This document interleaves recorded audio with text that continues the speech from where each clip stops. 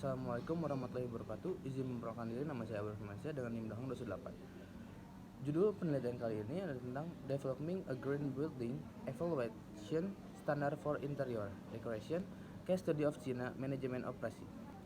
Kami dari kelompok 7 yang beranggotakan Abdullah Melisa Putri dengan NIM belakang 200, kemudian ada Gilang Wahyu Ramadan dengan NIM belakang 205, kemudian ada saya sendiri Abdullah Firmansyah dengan NIM belakang 218, kemudian Novika Nafi Julianti dengan NIM belakang 231, dan yang terakhir ada Iqbal Maulana Pamungkas dengan NIM belakang 232.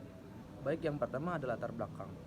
Konsep bangunan hijau adalah upaya yang dapat diterapkan pada desain bangunan untuk menghemat energi. Bangunan yang direncanakan mulai dari perencanaan, konstruksi, operasi dengan memperhatikan aspek-aspek dalam melindungi, menyimpan, dan mengurangi penggunaan sumber daya alam. Konsep bangunan hijau bertujuan untuk menyediakan bangunan rumah ramah lingkungan bagi manusia untuk efisiensi penggunaan tanah, air, energi, bahan, dan lain-lain. Green building juga dapat mempermudah mengurangi biaya operasi gedung, meningkatkan produktivitas penghuni, dan menciptakan komunitas yang berkelanjutan. Di Cina, konsep bangunan hijau telah mencapai perkembangan pesat. Terdapat standar penilaian bangunan hijau, yaitu Estimation Standard of Green Building atau ESGB. Ada juga standar penilaian untuk jenis tertentu seperti gedung perkantoran, gedung perhotelan. Baik, yang selanjutnya ada identifikasi masalah. Untuk identifikasi masalah yang pertama ada, apakah aspek penilaian struktural menentukan dalam standar yang diusulkan? Kemudian yang kedua, apakah item penilaian yang terlibat sesuai standar yang diusulkan? Yang ketiga, apakah bobot tiap aspek dan skor butir penilaian sesuai dengan yang diusulkan? Kemudian yang terakhir, apakah sistem peringkat sesuai dalam standar penilaian yang diusulkan? Saya Gilang Wahyu dengan NIM belakang 205 akan melanjutkan presentasinya. Di sini ada tujuan. Yang pertama, untuk menentukan aspek penilaian struktural dalam standar yang diusulkan. Yang kedua, untuk mengidentifikasi item penilaian yang terlibat dalam standar penilaian yang diusulkan. Yang ketiga, menentukan bobot tiap aspek dan skor tiap butir penilaiannya. Yang keempat, menetapkan sistem peringkat dalam standar penilaian yang diusulkan. Selanjutnya ada tinjauan pustaka. Tinjauan pustaka ini dibagi menjadi 3. Yang pertama, grand theory. Nah, di grand theory ini ada apa aja? Yang pertama itu ada manajemen. Menurut Handoko, manajemen adalah proses perencanaan, pengorganisasian, pengarahan, dan pengawasan usaha-usaha para anggota organisasi dan penggunaan sumber daya organisasi lainnya agar mencapai tujuan organisasi yang telah ditetapkan.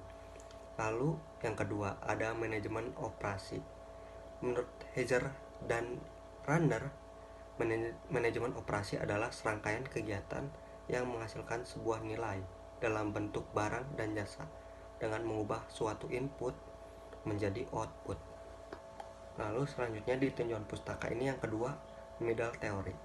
Nah, di middle theory ini ada yang pertama, penghematan dan pemanfaatan energi. Tindakan mengurangi jumlah penggunaan energi dicapai dengan penggunaan energi secara efisien, upaya dalam penggunaannya, dan terus mengembangkan energi alternatif. Lalu yang kedua, penghematan dan pemanfaatan air. Penghematan dilakukan dengan memanfaatkan kembali air yang telah digunakan. Eksploitasi sumber daya air untuk pemenuhan konsumsi makhluk hidup. Lalu yang ketiga, ada penghematan dan pemanfaatan material.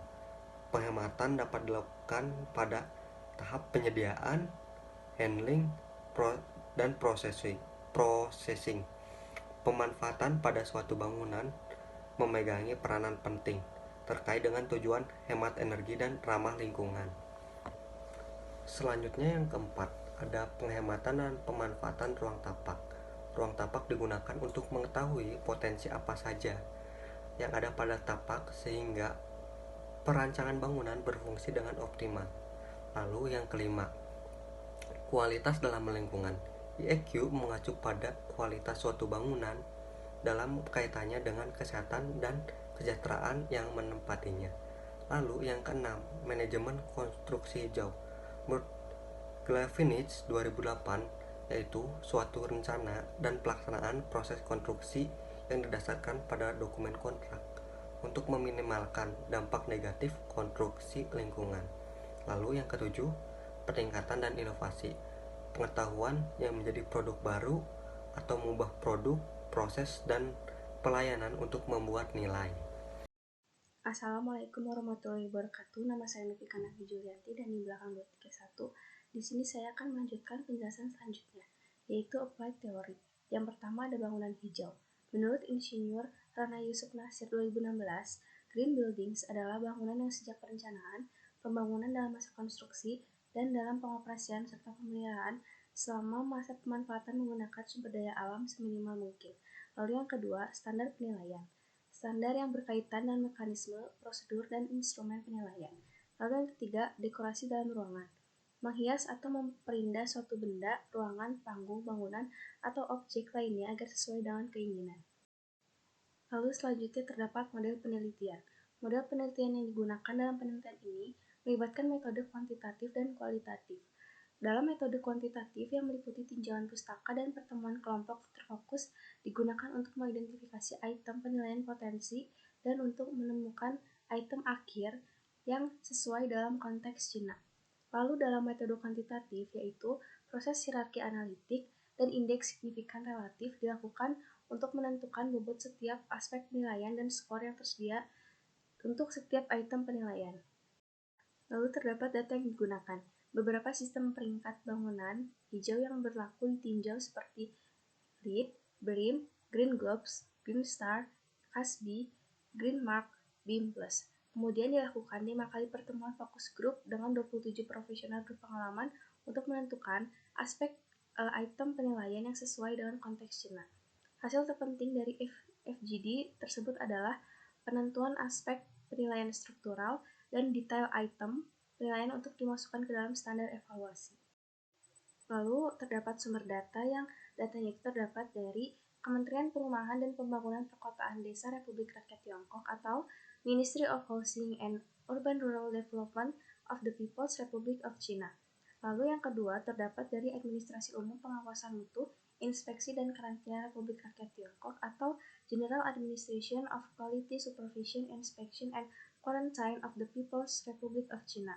Lalu yang ketiga terdapat dari Masyarakat Cina untuk Studi Perkotaan atau China Society of Urban Studies. Perkenalkan, nama saya Iqbal Mala Pamungkas dengan NIM belakang 232. Di sini saya akan melanjutkan presentasi populasi dan sampel sebanyak 27 profesional berpengalaman untuk menentukan aspek dan item penilaian yang sesuai dengan konteks China. Para profesional yang berpartisipasi berasal dari berbagai bidang, industri, konstruksi, dan pendapat mereka tentang item yang terdaftar diminta. Ada teknik pengumpulan data. Metodologi penelitian yang digunakan dalam penelitian ini melibatkan metode kualitatif dan kuantitatif melalui survei kuesioner dengan metode AHP. Selanjutnya, teknik analisis data. Untuk menghitung alokasi skor untuk setiap item penilaian, penelitian ini memilih metode relatif signifikan indeks atau RSI. Setelah aspek penilaian struktural ditentukan, langkah selanjutnya adalah menentukan bobot masing-masing aspek. Dalam studi ini, metode analitik hierarki proses atau HHP diadopsi karena memiliki keuntungan mengurangi bias dalam pengambilan keputusan dan meminimalkan kelemahan umum, misalnya kurang fokus dari proses pengambilan keputusan tim prosedur khas menggunakan AHP. Lalu ada hasil penelitian. Yang pertama, aspek utama dalam standar penilaian yang diusulkan. Dalam keempat skenario yang mungkin, aspek kualitas lingkungan dalam ruangan memberikan bobot terbesar, mulai dari 0,26 hingga 0,30. Diikuti oleh aspek penghematan dan pemanfaatan material 0,17 sampai 0,20. Aspek penghematan dan penghematan energi. Pemotongan aspek tersebut menyiratkan bahwa kualitas lingkungan dalam ruangan menjadi perhatian terpenting dalam penilaian dekorasi interior hijau. Yang kedua, item penilaian dalam standar penilaian yang diusulkan. Peningkatan kinerja dapat dicapai dengan adopsi teknologi atau material berkinerja tinggi. Sedangkan inovasi dapat dilakukan dengan menggunakan pemodelan informasi bangunan atau BIM, perhitungan emisi karbon, dan lain-lain. Nilai penuh dari aspek bonus ini adalah I/O.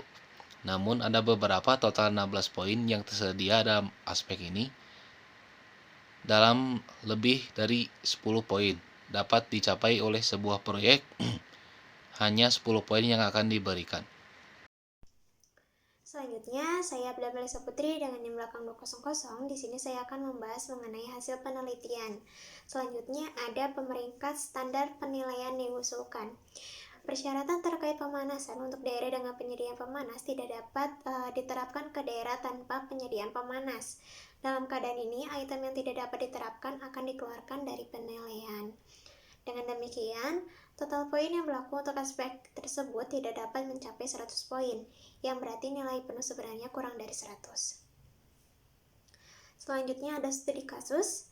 Dari segi aspek penilaian, ditemukan bahwa sebagian besar aspek penilaian tumpang tindih antara dua standar, seperti ruang situs, hemat energi, efisiensi air, penghematan bahan, kualitas lingkungan dalam ruangan, dan juga inovasi. Kecuali aspek efisiensi air, tingkat penilaian aspek yang tumpang tindih dalam LEED lebih rendah daripada standar yang diusulkan. Selanjutnya, kesimpulan. Dekorasi interior adalah suatu keharusan sebelum sebuah bangunan dapat menjalankan fungsinya. Namun, ada beberapa kekurangan alat untuk penilaian dekorasi interior hijau dalam konteks Cina. Dalam standar penilaian yang dikembangkan, ada 7 aspek dasar dan 1 aspek bonus yang dilibatkan. Yang pertama, 7 aspek tersebut meliputi penghematan dan pemanfaatan energi, penghematan dan pemanfaatan air, penghematan dan pemanfaatan material, penghematan dan pemanfaatan ruang tampak, kualitas lingkungan dalam ruangan, manajemen konstruksi hijau, manajemen operasi, sedangkan aspek bonus mengacu pada peningkatan dan juga inovasi. Selanjutnya ada saran. Diharapkan di masa yang akan datang lebih banyak lagi penelitian mengenai dekorasi interior kehidupan nyata, dan disarankan dapat dikaji dan dievaluasi kembali menggunakan standar yang diusulkan, dan dapat diidentifikasikan mengenai item apa saja yang dapat dicapai dan persyaratan apa saja yang sulit dipenuhi. Selanjutnya ada manfaat. Yang pertama ada manfaat ilmiah. Dari penelitian ini diharapkan hasil penelitian dapat dijadikan sebagai acuan atau sebagai pengetahuan untuk peneliti selanjutnya, khususnya pada bangunan hijau, standar penilaian, dan dekorasi dalam ruangan.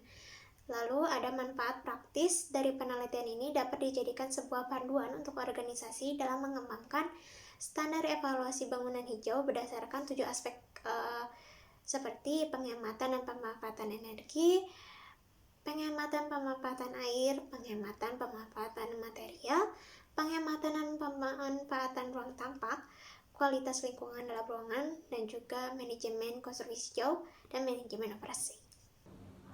Baik, telah selesai pemaparan dari kelompok 7.